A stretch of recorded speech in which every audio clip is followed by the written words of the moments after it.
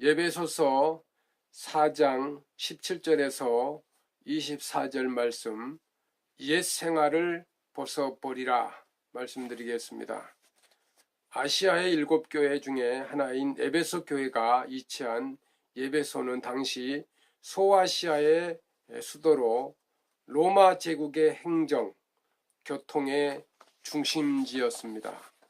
또한 다른 대도시처럼 헬레니즘 문화에 깊이 심취되고 이방 종교로부터 많은 영향을 받고 있었습니다.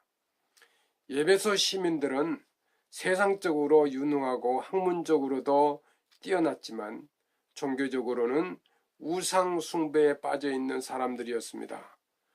바울의 2차 전도 여행과 제3차 전도 여행 때 에베소에 이 복음을 전했는데, 특히 3차 여행 때는 이곳에서 세례를 베풀 때 성령이 임하며 방언과 예언을 하는 등 놀라운 일들이 일어났습니다. 이에 대해 사도행전에서 에베소에 사는 유대인과 헬라인이 다 이 일을 알고 두려워하며 주 예수의 이름을 높이고 사도행전 19장 17절에 기록되어 있습니다. 에베소 교회는 예루살렘 교회와 안디옥 교회를 이어 초대교회의 3대 교회 가운데 하나가 되었습니다. 이처럼 에베소 교회 성도들은 바울의 복음 전파로 놀라운 축복을 받게 되었습니다. 아무리 세상적으로 잘 살았던 사람들이었다 하더라도 복음이 없으면 그들은 가능성이 없는 이들이었습니다. 그러나 아무리 부족하다고 하더라도 복음이 있으면 축복받은 사람입니다. 바울은 축복받는 에베소 교인들에게 더욱 철저하고 순수한 신앙생활을 요구했습니다. 그러기 위해서 그들 안에 남아있는 신앙적 불완전함을 개선해야 했는데, 바울은 첫째로 이방 종교에 빠져 살았던 때에 몸에 배어있던 낡은 그 생활 양식을 버리고 그리스도의 생활 양식으로 돌아오라고 고소했습니다. 그러므로 내가 이것을 말하며 주 안에서 증언하노니 이제부터 너희는 이방인이 그 마음에 험한 것으로 행함같이 행하지 말라. 그들의 총명이 어두워지고 그들 가운데 있는 무지함과 그들의 마음이 굳어짐으로 말미암아 하나님의 생명에서 떠나 있도다. 에베소서 4장 17절에 18절의 말씀입니다. 비록 바울이 이방인의 사도이지만 바울은 이방인의 생활 양식을 용납한 것이 아니라 오히려 철저하게 지난날의 삶의 방식으로부터 단절되는 것을 요구했습니다. 이 교도들은 아무런 가치도 없는 것에 관심을 기울이고 무지로 인하여 마음이 어두워 쌓여 있기 때문입니다. 여기에 주목할 만한 단어가 나오는데, 마음이 굳어졌다. 에베소 4장 8절입니다. 이 굳어진다는 말은 헬라어로 프로시스입니다. 원래 대리석보다 더 좋은 돌을 말하는 프로스라는 말에서 나온 것입니다. 그런데 본래 이 말에는 의학적인 의미가 포함되어 있습니다.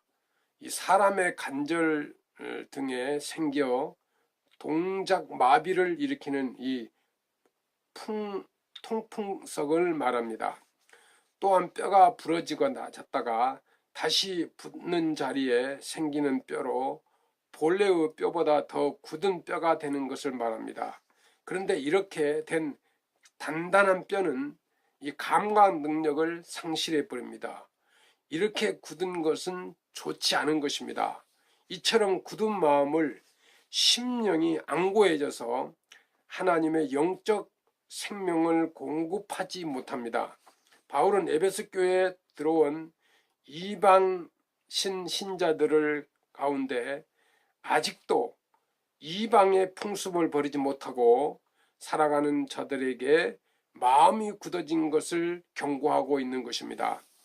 그들의 총명이 어두워지고 그들 가운데 있는 이 무지함과 그들의 마음이 굳어짐으로 말미암아 하나님의 생명에서 떠나 있도다. 에베소서 4장 18절 말씀입니다. 생명이 있는 것은 부드러운 반면에 생명이 떠나면 굳어집니다. 방탕은 헬라어로 아셀게이아인데 이 플라톤은 이를 모렴치한 행동이라고 말하기도 했습니다. 쉽게 말해서 방탕은 자기의 죄를 부끄러워하거나 무서워하지 않는 것을 말합니다. 방탕한 자는 염치도 체면도 없고 수치심도 없습니다. 신앙생활하는 사람들은 신앙생활을 잘 못하고 있으면 부끄러워해야 합니다. 주의를 성수하지 못한 것, 우리가 주께 헌신하지 못한 것을 부끄러워해야 합니다. 그리고 어떤 모양이든지 방탕한 생활에서 빠져나와야 합니다. 부끄러움을 아는 사람이 되어야 합니다. 마지막으로 더러운 욕심에서 해방되어야 합니다. 이 더러운 욕심을 헬라어로는 플레오넥시아라고 하는데 이 말은 오만한 탐욕을 말합니다. 이것은 자기의 이익을 채우기 위해서 기꺼이 남을 희생시킬 수 있는 사악한 마음을 말합니다. 인간 사회에서 가장 큰 문제가 바로 사람마다 이 플레이넥시아로 가득 차 있다는 것입니다. 땅과 재물과 노예를 약탈하기 위해 다른 사람을 침략하는 인류의 역사는 고대로부터 지금까지 끊임없이 반복되고 있습니다. 자기 이익을 위해서 남을 짓밟고 사는 이 플레오넥시아, 인간의 마음에 도사리고 있기에 도둑질도 하고 사기도 치고 남의 순결도 짓밟고 살인을 저지르기도 하고 부정부패를 저지르고 역사를 왜곡하기도 하는 것입니다. 이 인간의 마음에 플레오넥시아가 있기에 인간만이 그런 짓을 할 수 있게 된다는 것입니다. 결론에서 바울은 인간이 죄로 인해 잃어버렸던 하나님의 형상을 하나님께서 그리스도 안에서 재현시켰고 그의 백성들이 그리스도를 본받음으로써 하나님의 뜻에 합당한 삶을 살도록 하셨다고 말합니다. 우리들 또한 세상에 속한 옛사람의 모습을 버리고 성령 안에서 그리스도를 본받음으로 하나님의 형상을 회복해야 합니다. 그러기 위해서 우리의 굳은 마음과 방탕과 탐욕을 버려야 합니다. 진리 안에서 바르고 구별된 새 사람이 되어야 합니다. 너희는 유혹의 욕심을 따라 썩어져가는 구습을 따르는 옛사람을 벌써 버리고 오직 너희의 심령이 새롭게 되어 하나님을 따라 의와 진리의 거룩함으로 지으심을 받는 새 사람을 입으라. 에베소 4장 22절에서 24절 말씀입니다. 백석교회 성도 여러분, 우리는 그리스도의 사람입니다. 우리는 새로운 피조물입니다. 우리는 하나님의 형상을 회복한 자들입니다.